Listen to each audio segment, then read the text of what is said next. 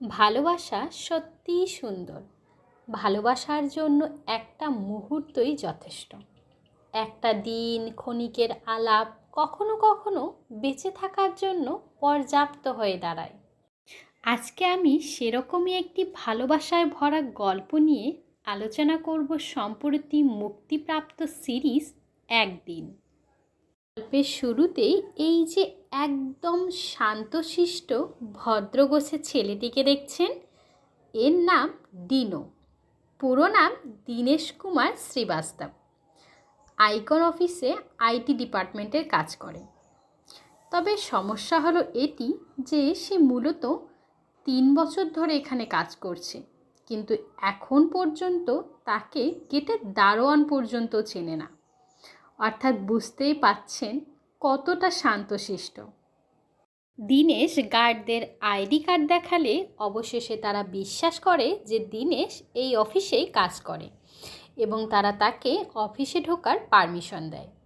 এবং দীনেশ রীতিমতো অফিসে ঢুকেই তার কাঙ্ক্ষিত সিটটিতে বসে পড়ে। এখান থেকে আমরা দীনেশকে সংক্ষেপে ডিনো বলে ডাকব, কেননা গল্পে তার নাম সংক্ষেপে ডিনো বলা হয়েছে। ঠিক তখনই তার এক মহিলা কলিগ প্রিয়া এসে জানায়, বিকাশ, আমি তোমাকে কতবার বলেছি 3 সপ্তাহ থেকে আমার ল্যাপটপ বড্ড স্লো কাজ করছে। এতবার বলার পরেও কেন সেটি এখনও ঠিক হয়নি? এত সব কোলাহল হচ্ছে দেখে সেখানে আইটি ডিপার্টমেন্টের হেড মিস্টার রামান এসে ব্যাপারটিকে সামলার চেষ্টা করে। সেও প্রিয়ার পক্ষ নিয়ে ডেনোকে হুমকি দেয় যে তুমি যদি এখনই কাজটি না করো তাহলে আমি এইচআরের কাছে কমপ্লেন করব। এবং এ কথা শুনেই তখন ডেনো তাকে বলে, স্যার, ল্যাপটপটি কখনোই ঠিক হবে না, কারণ ল্যাপটপে মোট 260টি ফোল্ডার নোংরা ভিডিও দিয়ে ভর্তি রয়েছে। ম্যামকে বলুন সেগুলো ডিলিট করতে, তাহলে তৎক্ষণাৎ ল্যাপটপটি ফাস্ট হয়ে যাবে। এবং একথা শুনে প্রিয়া রীতিমতো লজ্জা পেয়ে এবং অপমানিত বোধ করে সেখান থেকে বেরিয়ে যায়। আর এদিকে বসেরও প্রিয়াকে পটানোর চেষ্টা পুরোপুরিভাবে ফ্লপ হয়ে যায়। উল্টো সে দীনেশকেই এসবের জন্য গালিগালাজ করে সেখান থেকে বেরিয়ে যায়। বুঝতেই পারছেন দীনেশের কি একটা অবস্থা। না সে নিজের জন্য লড়াই করতে পারে আর না কাউকে কিছু বলতে পারে। একদম একটা ভীতু বিড়াল। তবে এসবের জন্য দীনেশ মূলত তার বাবাকেই দোষারোপ করে, কারণ তার বাবা ছোটবেলা থেকে তাকে বলে এসেছে, কাজ করো কিন্তু ফলের আশা করো না। তবে এখন দীনেশের মনে হয় যে তার বাবা যদি কাজ করার সাথে সাথে একটু ফলও খেয়ে নিতেন তাহলে হয়তো তিনি এত তাড়াতাড়ি এই পৃথিবী ছেড়ে চলে যেতেন না। অর্থাৎ আমরা জানতে পারি দীনেশের বাবা অনেক আগেই দীনেশকে ছেড়ে চলে গেছে। এখন তার পরিবারে শুধু তার মা ও দীনেশ রয়েছে। আর এদিকে দীনেশের মা প্রতিনিয়ত দীনেশের জন্য নতুন নতুন পাত্রী দেখছে। তবে দীনেশ জানায় যে সে পাত্রীকে পছন্দ করলেও পাত্রী তাকে পছন্দ করবে এতটা নিশ্চয়তা নেই। সে কারণেই মূলত সে বিয়ের এসব ঝামেলা থেকে বর্তমানে দূরেই রয়েছে। এই যে আমাদের হিরো দীনেশ, সে কিছু একটা দেখে মুগ্ধ হয়ে তার দিকে তাকিয়ে আছে। আসলে এই অফিসে তার একটি মেয়েকে খুব পছন্দ। এই মেয়েটির নাম মীরা রাঙ্গানাথন। অফিসে সে মূলত দীনেশের সাথেই কাজ করে। আর দীনেশ এদিকে তাকে দেখে তার হার্টবিট তো পুরোই বেড়ে যায়। আর এখানে মীরা যেভাবে কথা বলে অনেকটা তামিল ভাষায় হিন্দি কথা, তো সেটা শুনে দীনেশের মন এতটাই আনন্দিত হয় যে তার চারপাশে ঘোরাফেরা করে যে কখন সে মীরার একটু একটু কথা শুনতে পারে। দীনেশ জানে মীরা তার ধরাছোঁয়ার বাইরে, কিন্তু সে কারণে কি ভালোবাসা থেমে থাকে? সে তো ভালোবাসে সেই মীরাকে যে তার ধরাছোঁয়ার অনেকটাই বাইরে। সে চায় কোনো একদিন মীরা এসে তাকে দেখুক, তাকে ডাকুক, তার সাথে কথা বলুক। দীনেশ যখন রিমার ভাবনায় পুরোপুরিভাবে মগ্ন, ঠিক তখনই রিমা এসে দীনেশকে জানায়, তোমার অসুবিধা না হলে আমার ল্যাপটপটা একটু দেখে দিও, আসলে আমার ল্যাপটপে প্রিন্ট আউট আসছে না। আর তৎক্ষণাৎ দীনেশ গিয়ে রিমার ল্যাপটপ ঠিক করতে থাকে। ল্যাপটপটি ঠিক করার সময় দীনেশের গায়ে লেগে রিমার স্নোমিকুটি পড়ে যায়। তখন রিমা তাকে জানায় আসলে এই স্নোমিকুগুলি তার বাবা জাপান থেকে নিয়ে এসেছিল, এবং তাই এও জানায় যে তার জাপান খুবই পছন্দ। সেখানকার স্নো ফেস্টিভ্যাল, সেটা দেখার ইচ্ছা তার বহুদিনের, সেই ছোটোবেলা থেকে। তাই কখনো যদি সুযোগ হয় সে অবশ্যই জাপানে যাবে। এবং কথায় কথায় রিমা এও জানতে পারে যে দীনেশও আসলে এই স্নোমিকু সম্বন্ধে জানে, এবং সে বেশ খুশি হয়, কারণ তার বাবার পরেই সেই দীনেশই প্রথম যে স্নোমিকু সম্বন্ধে জানতে পারে। এবং রিমা তাকে জানায় যে আর কেবলমাত্র একটি স্নোমিকু হলেই তার এই সেটটি পুরো কমপ্লিট হয়ে যাবে। আর এদিকে দুজনের কথাবার্তার মাঝে তার ল্যাপটপটিও ঠিক হয়ে যায়। এদিকে দৃশ্য পরিবর্তন হলে আমাদের রিমাকে দেখানো হয়। সে মূলত অফিসের বস নকুলের কাছে এসেছে। আসলে তারা দুজনই দুজনকে ডেট করছে। নকুল মূলত বিবাহিত, কিন্তু তা সত্ত্বেও সে রিমাকে জানিয়েছে অতি শীঘ্রই সে তার স্ত্রীকে তালাক দিয়ে তাকে বিয়ে করতে চলেছে। আর প্রধানত এই সত্ত্বেই রিমা তার সাথে রয়েছে। আর কেবলমাত্র রিমাই নয়, বরং অফিসের সকল এমপ্লয়ি জানে যে নকুলের স্ত্রী একদমই ভালো নয়, এবং নকুলের উপর সারাক্ষণ চিল্লাচিল্লি করে। মূলত সে কারণেই নকুল তার থেকে ডিভোর্স ফাইল করেছে। অফিসে অবশ্য তার আর মীরার সম্পর্কের বিষয়টি সকলেই একটু আধটু জানে। এদিকে বাড়ি ফিরেই রিমা তার রুমমেটকে জানায় যে আমি এতক্ষণ নকুলের সাথে ছিলাম, এবং নকুল সত্যিই খুব ভালো একজন মানুষ, আমার অনেক অনেক খেয়াল রাখে। তার জীবনে আমি, ঘর, ডিভোর্স, এত সমস্যা থাকার পরেও সে সব সময় আমার খেয়াল রাখে। আর আমি বুঝতে পারছি নকুলকে ঠিক কতটা ভালোবাসি। আমাদের আবারও পরের দিন অফিসের দৃশ্য দেখানো হয়। সেখানে নকুল একটা মজা করেই সকলকে জানায় যে আমাদের এবছরের টার্গেট যেহেতু ফুলফিল হয়নি, তাই আমাদের মধ্যে অনেকেরই চাকরি যাবে, এবং আমরা চায়না যাওয়ার যে ট্রিপটার কথা ভেবেছিলাম সেটা পুরোপুরি ক্যান্সেল হবে। আবার পরক্ষণেই সে পাল্টি খেয়ে বলে, হ্যাঁ, চায়না হয়তো আমরা যাচ্ছি না, কিন্তু 5 দিনের জন্য আমরা জাপানে ঘুরতে যাচ্ছি। এ কথা শুনেই তো সেখানে সকলে আনন্দে আপ্লুত হয়ে ওঠে। সকলে বেজায় খুশি যে তারা 5 দিনের জন্য জাপান বেড়াতে যাচ্ছে। আর এদিকে নকুল মীরাকে এসে জানায় যে আমি জানি তোমার জাপান খুবই পছন্দ, আর মূলত তোমার জন্যই আমি এই চেষ্টাটা করেছি যেন আমরা সকলে মিলে জাপান যেতে পারি। আর সকলে যখন ফিরে আসবে 5 দিন পর, আমরা দুজনে আরও 2 দিন সেখানে থেকে যাব, যাতে আমরা একে অপরকে আরও ভালোভাবে বুঝতে পারি আর সেখানকার স্নো ফেস্টিভ্যাল এনজয় করতে পারি। মূলত মীরা নকুলের এতটা ভালোবাসা দেখে সে পুরোই আপ্লুত হয়ে গেছে। আর একটা সময় মীরাও রাজি হয়ে যায় জাপানে যাওয়ার জন্য। এরপর সিন এখানেই কাট হয়, আর আমাদের জাপানের দৃশ্য দেখানো হয়। সেখানে সকলে মিলে জাপানে এসে পুরো আনন্দ কারখানা, যে যেদিকে যেভাবে পাচ্ছে আনন্দ করছে। এখানে আবার তাদের আনন্দর মুহূর্তগুলো, এই সুন্দর সুন্দর দৃশ্যগুলো আমাদের একটি গানের মাধ্যমে দেখানো হয়েছে। আমরা মূলত সেই সিনগুলি কিছুটা উপভোগ করি। এদিকে দীনেশের চোখ সবসময় মীরাকে খুঁজছে, আর মীরা নকুলের সাথে তার মুহূর্তগুলি আরও সুন্দর করে তুলছে। একটা ত্রিকোণ প্রেমের ইঙ্গিত যেন এখানে রয়েছে।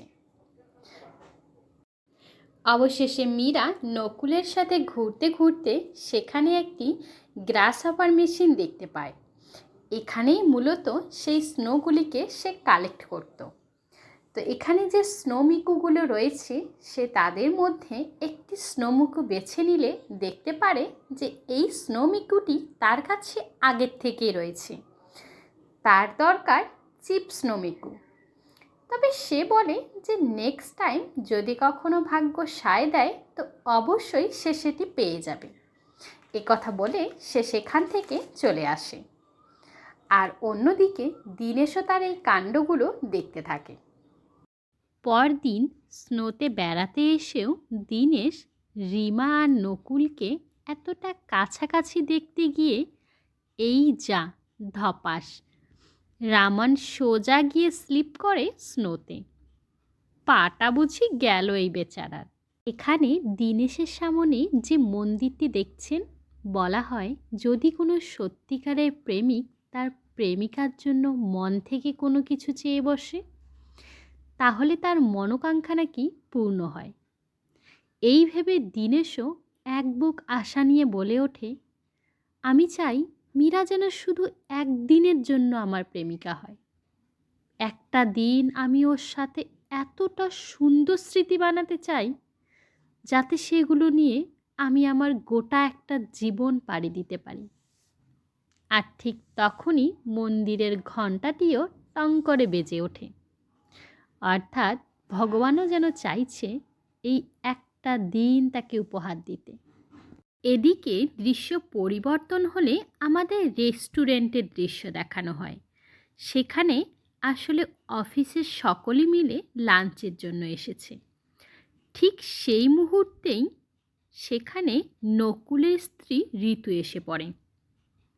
আর এখানে ঋতুকে দেখে মনে হচ্ছিল সে খুবই খুশি এবং সে মূলত তাদের জয়েন করতে এসেছে।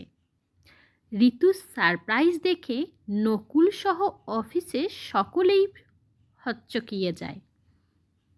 ঋতু দৌড়ে এসে নকুলকে জড়িয়ে ধরে এবং জানায়, বাবা খুবই তাড়াতাড়ি আমার ভিসার অ্যাপ্লাই করে দিয়েছিল, সে কারণে আমরা তোমাদের সাথে যোগ দিতে পেরেছি। এদিকে নকুল ও ঋতুর সাথে এতটা ঘনিষ্ঠ দেখে বোঝাই যাচ্ছিল নকুল অফিসে সকলকে এতদিন ধরে যে কাহিনী বলে এসেছে তা আসলে পুরোপুরি মিথ্যে, সাজানো একটা কাহিনী ছিল। সে বলেছিল তার বউয়ের জ্বালায় সে অতিষ্ঠ এবং খুব শীঘ্রই সে ডিভোর্স নিতে যাচ্ছে। আসলে এই পুরোটাই ছিল তার বানানো গল্প। আসল জীবনে তো তারা দুজনেই একটা হ্যাপি কাপল, যেখানে সে তার বউকে খুবই ভালোবাসে। মানে এই বেটা এতটাই লুচ্চা যে এতদিন ধরে সে এসব নাটক করে এসেছিল। হয়তো মীরাকে ফাঁসানোর জন্যই এটাই তার প্ল্যান ছিল। তো এদিকে এদের লুতুপুতু দেখে মীরা হকচকিয়ে যায়। তারই সামনে নকুল ঋতুর কপালে চুমু খাচ্ছে, তার সাথে হাঁক করছে। এসব দেখে মীরা দুনিয়াটা যেন এক মুহূর্তেই পাল্টে যায়। চারপাশের সব কিছু যেন থেমে গেছে। এতটা স্বপ্ন, এতটা আশা নিয়ে সে যে সম্পর্কটা শুরু করেছিল, এক নিমেষেই কাচের ঘরের মতো সেটা ভেঙে যায়। নকুলও এই বিষয়টা খুবই ভালোভাবে খেয়াল করে যে রিমা সমস্ত কিছু বুঝতে পেরেছে, কিন্তু তার আর কী বা করার। সে বাধ্য হয়ে ঋতুকে নিয়ে হোটেল রুমে চলে যায়। দিকে দুপুরে লাঞ্চের সময় হলে এক এক করে সকলে লাঞ্চের জন্য রেস্টুরেন্টে একত্রিত হয়। নকুল ও ঋতু সেখানে ছিল। এদিকে কোথাও জায়গা না থাকায় নকুলের স্টাফরা অন্য টেবিল খুঁজতে থাকে এবং এটা দেখে ঋতু তাদের ডেকে বলে, তোমরা চাইলে আমাদের সাথে জয়েন করতে পারো, আমাদের এতে কোনো অসুবিধা নেই। এবং ঋতুর তাদের প্রতি এতটা নরম ব্যবহার দেখে তারা বুঝে যায় নকুল ঠিক কতটা মিথ্যাবাদী। এদিকে সে সময় লাঞ্চের জন্য মীরাও সেখানে হাজির। এবার তাকে বসতে হলে ঋতুর সাথেই বসতে হবে। এই দেখে সে উঠে যেতেই যাবে, ঠিক তখনই ঋতু তাকে ডেকে পড়ে এবং বলে, তুমি আমাদের সাথে জয়েন করো। এবং ঠিক তখন দীনেশ এসব দেখে সে তৎক্ষণাৎ গিয়ে একটি সিটে বসে পড়ে, যাতে মীরা ঠিক ঋতুর সামনে বসে। এবং হয়ও সেটাই, মীরা ঋতুর সামনে বসে পড়ে এবং সেখানেই ঋতু জানায় যে আসলে সে 4 মাসে প্রেগনেন্ট এবং আজ যদি সে ট্রিপে না আসতো তাহলে এরপর আর সে ট্রিপে আসতে পারত না, আর সে কারণেই সে এত তড়িঘড়ি করে ট্রিপে এসেছে। এবং এ কথাটি শুনেই মীরাসহ সেখানে স্টাফরা সকলেই বুঝতে পারে যে নকুল আসলে ঠিক কতটা মিথ্যে বলেছে। এদিকে সে বাচ্চার বাবা হতে যাচ্ছে, আর এদিকে সে বলে বেড়াচ্ছে যে তার ডিভোর্স হবে। এ কথা শোনা মাত্র মীরার মুখটা মলিন হয়ে যায়। সে বুঝতে পারে এতদিন নকুল তার অনুভূতি নিয়ে খেলেছে এবং সঙ্গে সঙ্গে সে সেখান থেকে উঠে যায়। বাইরে বেরিয়ে মীরা নিজেকে আর ধরে রাখতে না পেরে হাউমাউ করে কেঁদে ওঠে। এদিকে পরদিনই সকলের দেশে ফেরার পালা, তাই সকলে ব্যাগপত্র গুছিয়ে রেডি হয়ে বাসের জন্য অপেক্ষা করে। এমনকি নকুল আর ঋতু সেখান থেকে তাদের বিদায় জানিয়ে চলে যায়। আসলে তারা দুজনেই এখানে কিছুটা একান্ত সময় কাটাতে চায়। অর্থাৎ যে দুদিন নকুল মীরার সাথে কাটাতে চেয়েছিল, সে দুদিন এখন সে তার স্ত্রীর সাথে থাকবে। এখানে দীনেশ তার কলিগদের থেকে জানতে পারে যে মীরা ফিরছে না, বরং সে একাই এই দুদিন জাপানে কাটাতে চায়। এ কথা শুনে দীনেশ ভাবে যে এই অচেনা জায়গায় সে কিভাবে মীরাকে ফেলে রাখবে। তাছাড়া এখানে সে কি করবে, এই অনিশ্চিত দুশ্চিন্তায় দীনেশও এখানে থেকে যাওয়ার সিদ্ধান্ত নেয়। সে মূলত মীরার আশেপাশে থেকে তাকে প্রোটেক্ট করার চেষ্টা করবে। এদিকে দৃশ্য পরিবর্তন হলে আমাদের একটি বাড়ির দৃশ্য দেখানো হয়। সেখানে মীরা একের পর এক ড্রিঙ্ক করছে, আর দীনেশ আড়ালে থেকে তার উপর নজর রাখছে। কিন্তু হঠাৎই দীনেশ খেয়াল করে মীরা সেখানে নেই, তাই সে তড়িঘড়ি করে উঠে চারপাশে মীরাকে খুঁজতে শুরু করে। দীনেশ এদিক ওদিক অনবরতই মীরাকে খুঁজতে থাকে এবং অবশেষে সে মীরাকে অচেতন অবস্থায় খুঁজে পায় এবং তৎক্ষণাৎ সে তাকে নিয়ে হসপিটালে পৌঁছে যায়।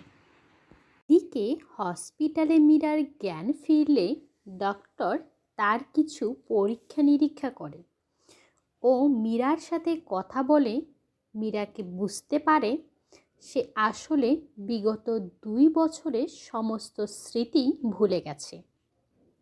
ডক্টর পাটেল তখন মীরাকে জানায় যে মীরা, তুমি বিগত 2 বছরের সমস্ত স্মৃতি ভুলে গেছো। আসলে তোমার TGA অর্থাৎ ট্রান্সিয়েন্ট গ্লোবাল অ্যামনেশিয়া অর্থাৎ শর্ট টাইম মেমোরি লস হয়েছে। মানে তোমার এরকম মনে হবে যেন তোমার জীবনে কখনোই বিগত 2 বছর ছিলই না।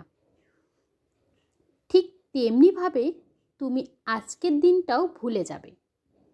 মনে হবে যেন আজকের দিনটা কখনোই তুমি কাটাওইনি।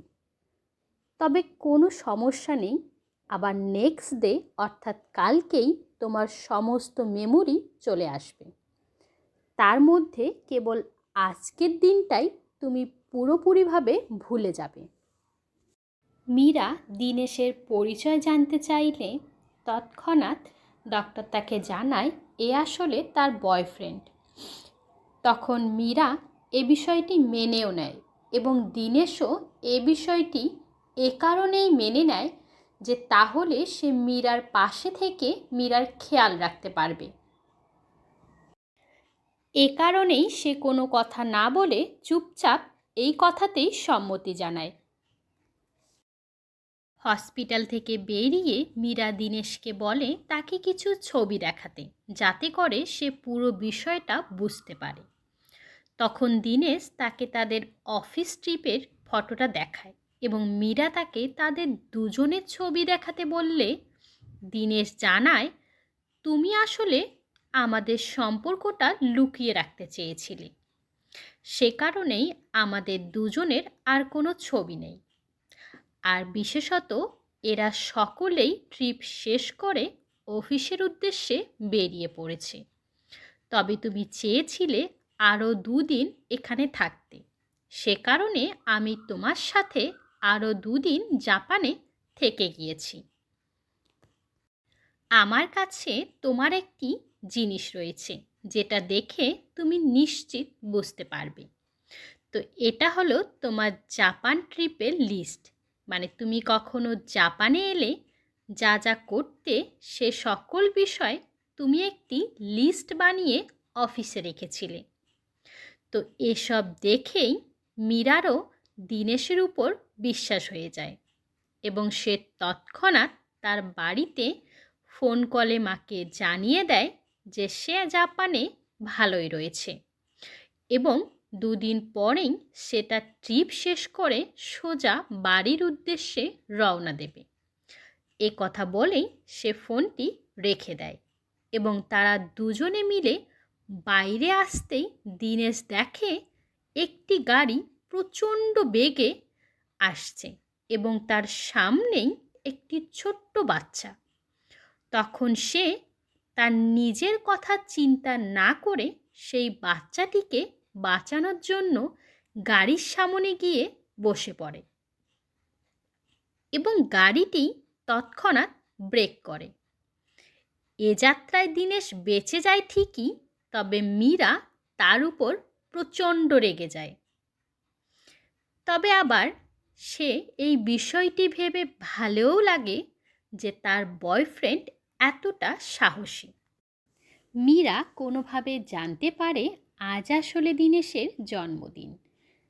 এবার মীরা বলে ওঠে, আচ্ছা, এই জন্যই বুঝি তোমার জন্মদিন উদযাপনের জন্য আমরা আরও 2 দিন জাপানে থেকে গেলাম। সরি, আসলে এই টিজি এর জন্য সব কিছু ওলটপালট হয়েছে। আচ্ছা, তাহলে চলো, যেহেতু আমরা এই দিনটা কোনো দিনই পাবো না, তাই আমরা লিস্ট ধরে ধরে বরং সেসব জায়গায় যাই যেগুলো আমার স্বপ্ন ছিল। যেই কথা সেই কাজ। মীরা রেডি হতে চলে যায় আর এদিকে দীনেশও আর কিছু বলতে না পেরে সেও রাজি হয়ে যায়। এরপর দৃশ্য পরিবর্তন হয় আর আমাদের জাপানের হেল ভ্যালিকে দেখানো হয়। চারিদিকে বরফে ঘেরা পাহাড়, শীতল আবহাওয়া। বলে রাখি, এই জায়গাটিকেই হেল ভ্যালি বলে। মুগ্ধ হয়ে মীরা চারপাশের সৌন্দর্য দেখতে থাকে আর দীনেশ সে মুগ্ধ হয়ে মীরাকে দেখতে থাকে। দীনেশের একটা বৈশিষ্ট্য ছিল, কোনো একটা নতুন জায়গা, নতুন জিনিস সম্পর্কে সে যতটা পারত ইনফরমেশন কালেক্ট করে রাখত। তাই এখানে মীরাকে সে জানায় আসলে কিভাবে এই জায়গাটির নাম হেল ভ্যালি হয়েছে। দীনেশ মীরাকে জানায় এখানকার মাটির ভেতর জ্বলন্ত লাভা আছে, যার উষ্ণতা 1500 ডিগ্রির আশেপাশে। পানির কন্ট্যাক্টে আসতেই বাষ্প হয়ে যায়। আর এখানকার মানুষেরা বলে এর নিচে রাক্ষস আছে, আর সে কারণেই এই জায়গাটির নাম হেলভেলি রাখা হয়। মীরাও অবাক হয়ে তার দিকে তাকিয়ে থাকে। এরপর দুজনে হাঁটতে শুরু করলে মীরা তখন দীনেশকে জিজ্ঞাসা করে, আমাদের দেখা কিভাবে হয়েছিল? এবং এর উত্তরে দীনেশ জানায়, তখন সালটা ছিল 2024, 10ই অক্টোবর। দিনটা বুধবার। আমার আজও মনে আছে। আজ থেকে 1 বছর 4 মাস 2 দিন আগের কথা। তুমি প্রথম মাইকন অফিসে এসেছিলে, একটা সাদা পোশাক পরে, আর একটা সবুজ স্কার্ফ জড়ানো ছিল। কাঁধে একটা বড় ব্যাগ আর সবুজ জুতো। তোমার খোলা চুলে আমি শুধু সেদিন তোমার দিকেই তাকিয়েছিলাম। মীরা কথা শুনে অবাক হয়ে যায়। এতটা ডিটেলসে কেউ কিভাবে মনে রাখতে পারে? ধরে ধরে এক একটা জায়গা তারা দুজনে ঘুরতে থাকে। এভাবে এক একটা উইশ পূর্ণ হয় আর মীরা অনেক বেশি খুশি হয়ে যায়। তবে এখানে এই সুন্দর সুন্দর দৃশ্যগুলো আমাদের একটি গানের মাধ্যমে দেখানো হয়েছে। তোমরা চাইলে অবশ্যই সেগুলো দেখতে পারবে। আর এভাবেই দীনেশ আর মীরার সেই দিনটা সুন্দরভাবে কাটতে থাকে। এরপর দুজনে ফোনের দোকানে গিয়ে প্রথমে মীরার ফোনটিকে ঠিক করে নেয় এবং সেখান থেকেই তারা দুজনে ট্রেনে চাপার জন্য মূলত স্টেশনে এসে পৌঁছয়। তারা আজ ট্রেনে করে স্নো ফেস্টিভ্যাল দেখতে যাবে, কিন্তু বাইরের আবহাওয়া প্রচণ্ড খারাপ থাকায় সে এসে টিকিট চাওয়া মাত্র কন্ডাক্টর তাকে জানিয়ে দেয় যে এখানে কোনো রকম টিকিট নেই। তার কারণ বাইরের আবহাওয়ার জন্যই মূলত সমস্ত ট্রেন ক্যান্সেল করা হয়েছে। এ শুনে দুজনই হতাশ হয়ে পড়ে এবং আজ যেহেতু দীনেশের জন্মদিন ছিল, সেই উপলক্ষে মীরা দীনেশকে একটি কেক দিয়ে সুন্দর করে তার বার্থডে সং গায় এবং দীনেশও এই দেখে মহা খুশি। এবং এই সাথে মীরা দীনেশকে এও জানায়, যেহেতু আজকে আমাদের হাতে অনেকটা সময় আছে, তাই তুমি আমাকে আজকে প্রপোজ করবে, কেননা আমি সেটার থেকে বঞ্চিত হতে চাই না। আর এভাবে কিছুক্ষণ না করার পর দীনেশও শেষমেশ শুরু করে তার প্রপোজের কৌশল। এবং প্রথম প্রথম সেগুলো মীরার একদমই পছন্দ হয় না। তাই মীরা দীনেশকে জানায়, তুমি বরং নিজের মতো করে বলো, যেমনটা তোমার ভালো লাগে ঠিক তেমনিভাবে, একদম মন থেকে।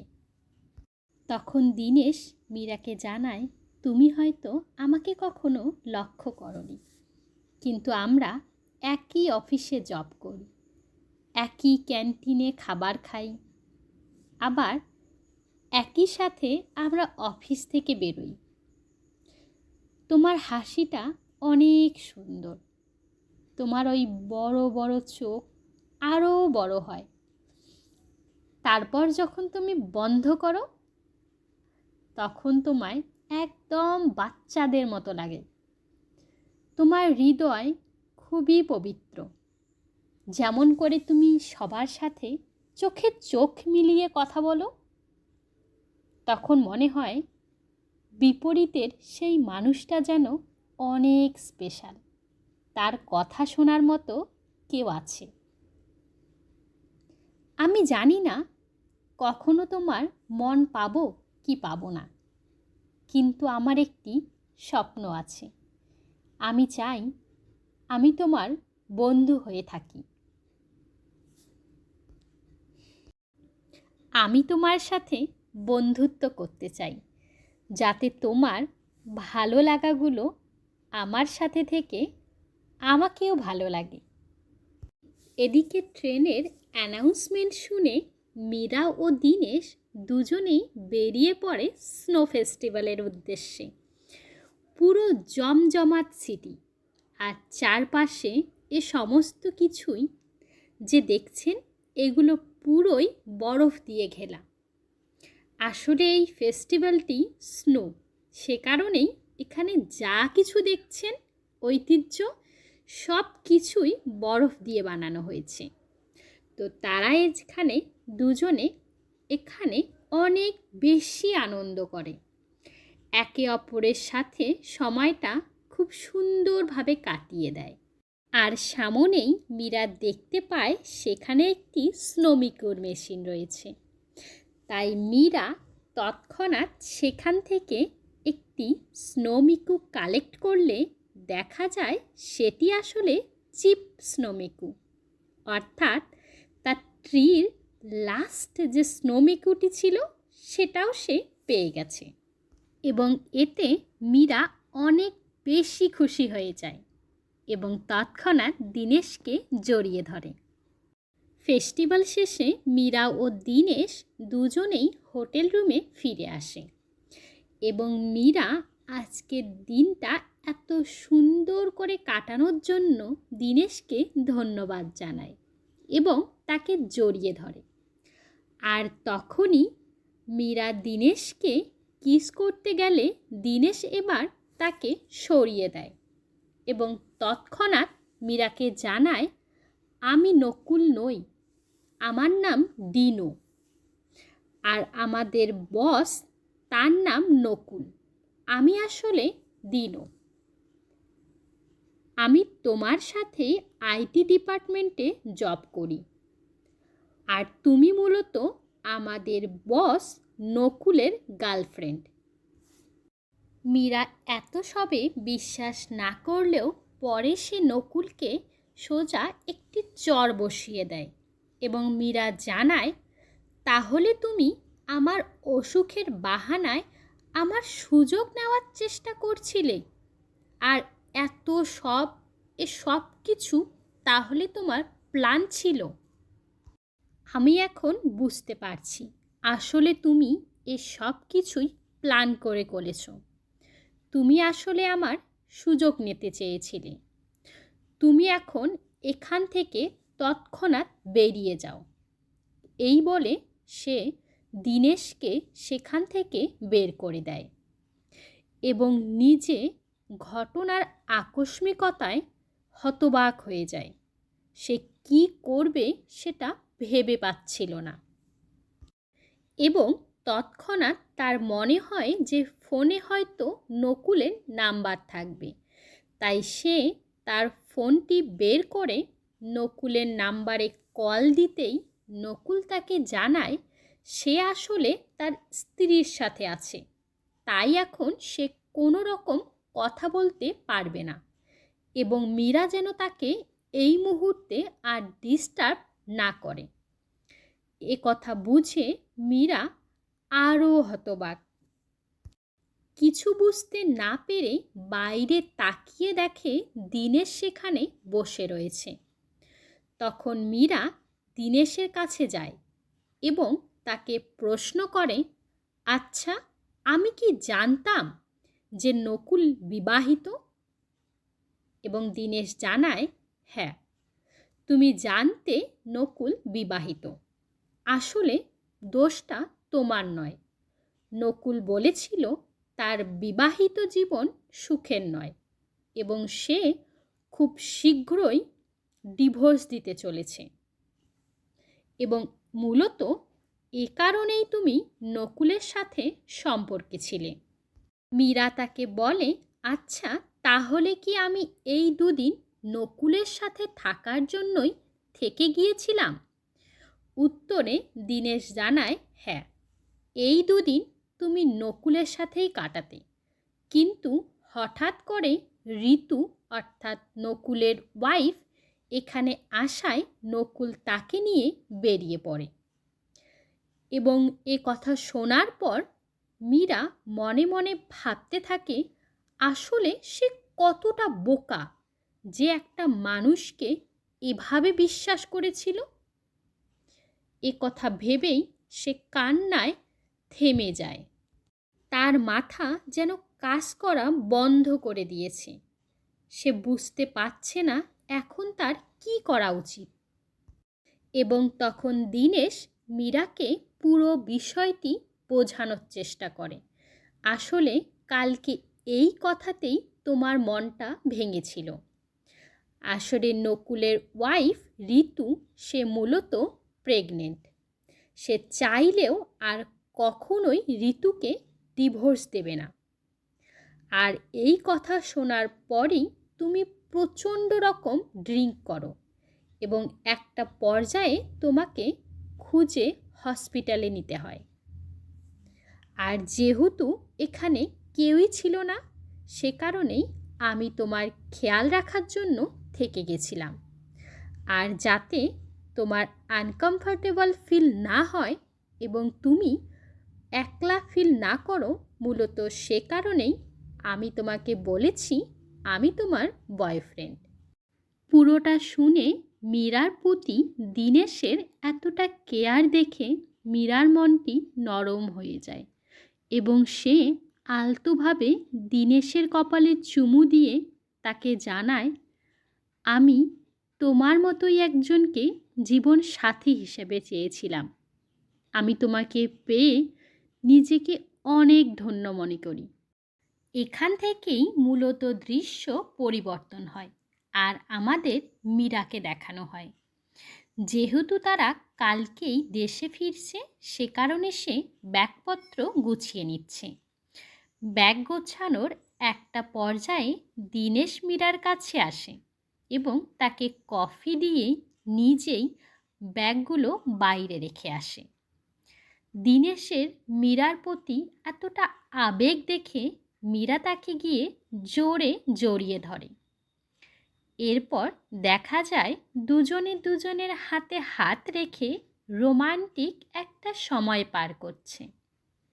তখন মীরা দীনেশকে জানায়, আজকের দিনটা আমার জীবনের সবথেকে সুন্দর দিন। তোমাকে এই দিনটা উপহার দেওয়ার জন্য আমাকে অসংখ্য অসংখ্য ধন্যবাদ। এর উত্তরে তৎক্ষণাৎ দীনেশ জানায়, কিন্তু আগামীকাল তো তুমি এই সবটা ভুলে যাবে। তোমার স্মৃতিশক্তি সম্পূর্ণরূপে ফিরে আসবে। তাহলে তুমি কিভাবে আমায় চিনবে? তখন মীরা জানায়, আমি না চিনলেও তুমি আমাকে মনে করিয়ে দিও, আমি ঠিক তোমায় বিশ্বাস করব। তখন দীনেশ মীরাকে বলে ওঠে, কিন্তু মীরা, সেটা কখনোই সম্ভব নয়।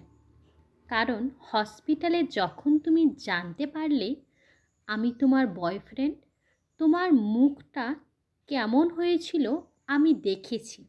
যেন তোমার আমার কথা বিশ্বাসই হচ্ছিল না।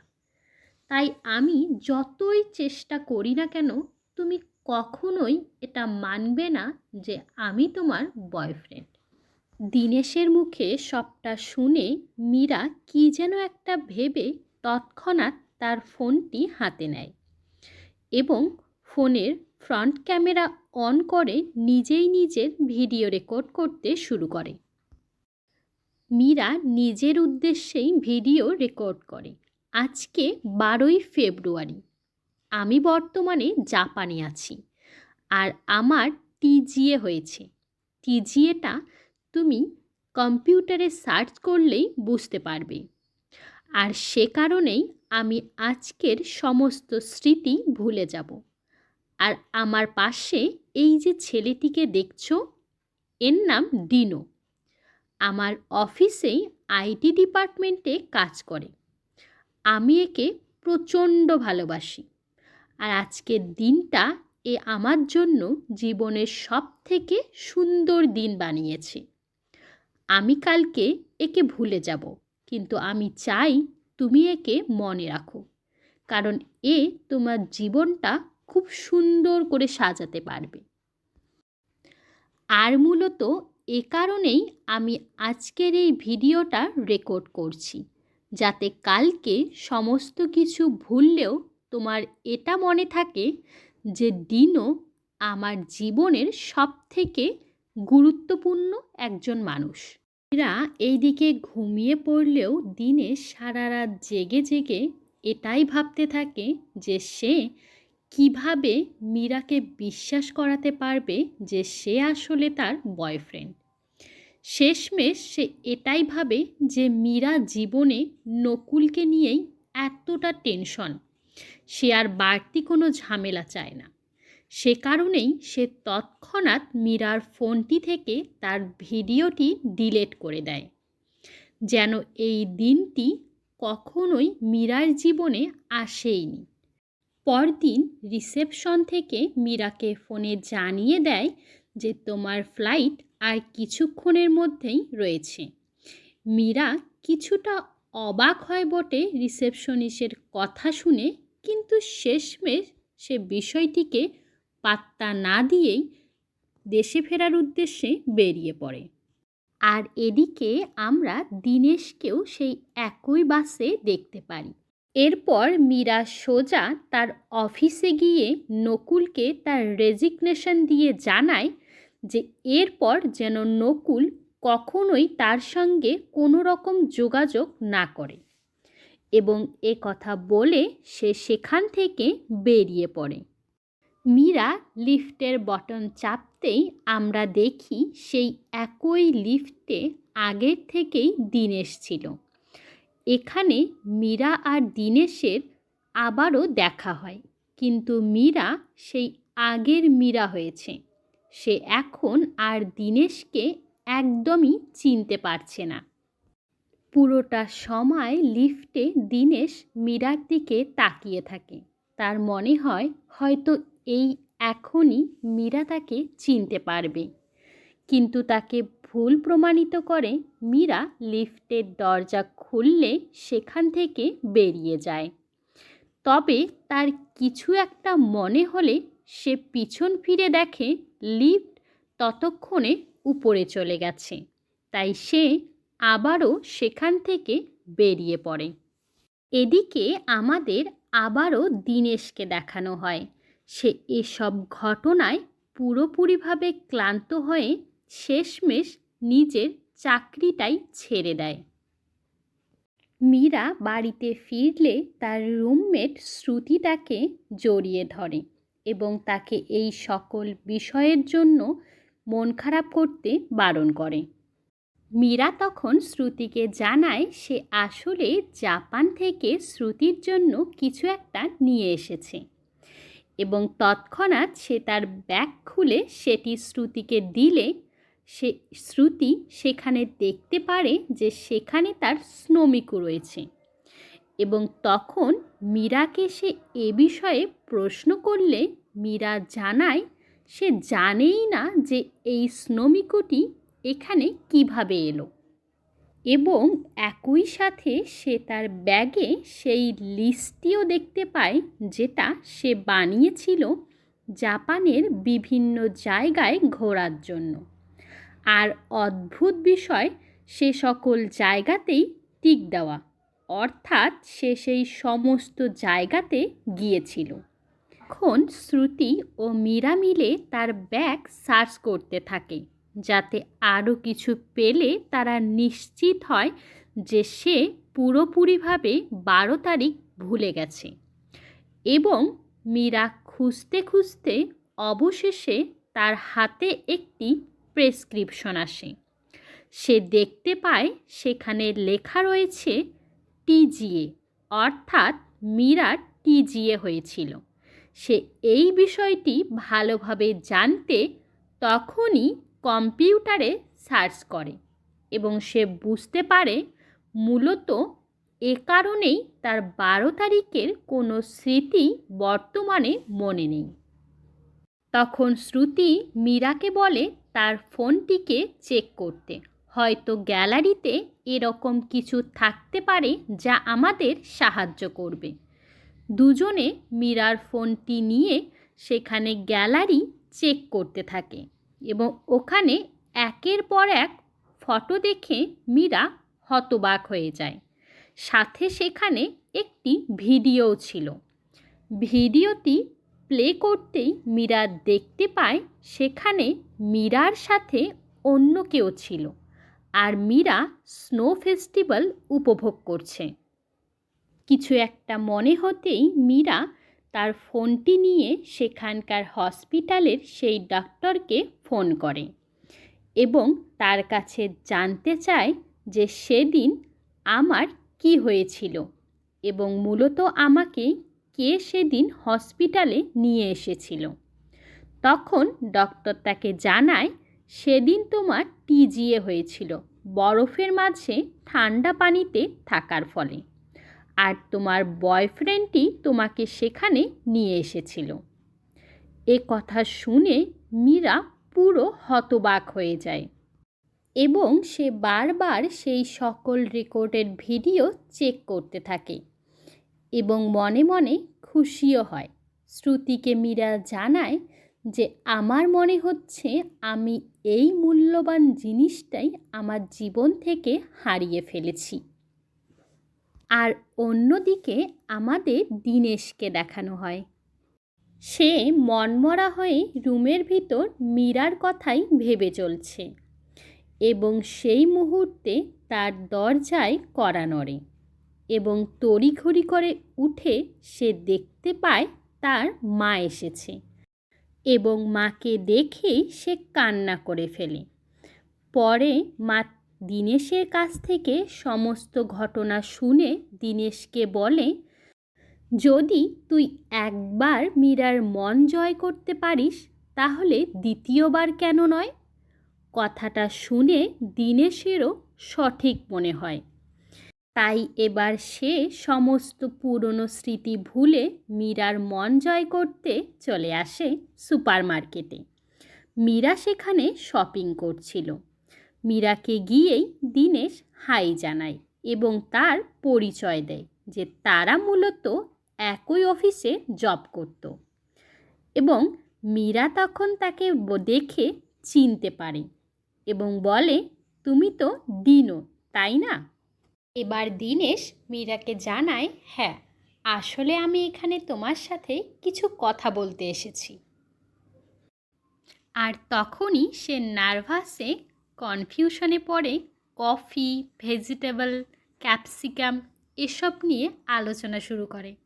তার এসব বোকা বোকা কাণ্ড দেখে মীরা মন খুলে হাসতে থাকে।